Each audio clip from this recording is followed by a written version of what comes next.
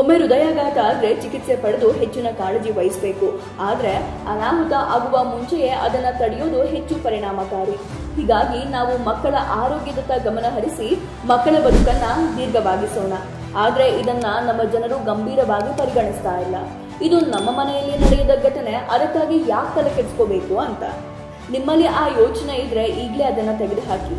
ನಿಮ್ಮ ಮನೆಯಲ್ಲಿ ಪುಟ್ಟ ಪುಟ್ಟ ಮಕ್ಕಳು ಮತ್ತು 20 ರಿಂದ 30 ವರ್ಷದ ಆಸುಪಾಸಿನವರಿದ್ರೆ ಅವರಿಗೆ ಈ ವರದಿಯನ್ನ ಅಳವಡಿಸಬೇಕಾಗತ್ತೆ.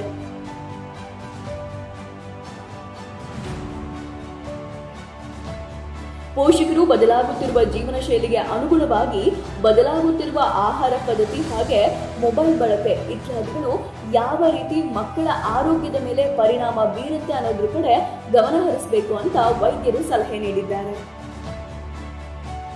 ಸದ್ಯ ಮಕ್ಕಳ ಆರೋಗ್ಯದ ವಿಚಾರವಾಗಿ ವರದಿ ಬಂದಿದೆ.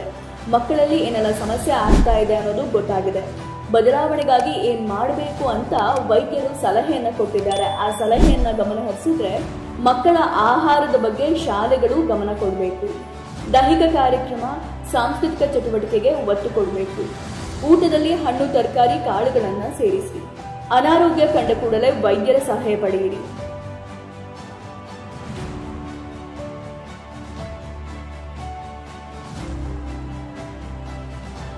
ಮಕ್ಕಳಲ್ಲಿ ದೈಹಿಕ ಚಟುವಟಿಕೆಗಳನ್ನ ಸೇರಿಸೋದ್ರಿಂದ ಮಕ್ಕಳಲ್ಲಿ ಆದಷ್ಟು ಈ ರೀತಿಯ ರೋಗಗಳು ದೂರ ಮಾಡಲು ಸಾಧ್ಯವಾಗುತ್ತೆ.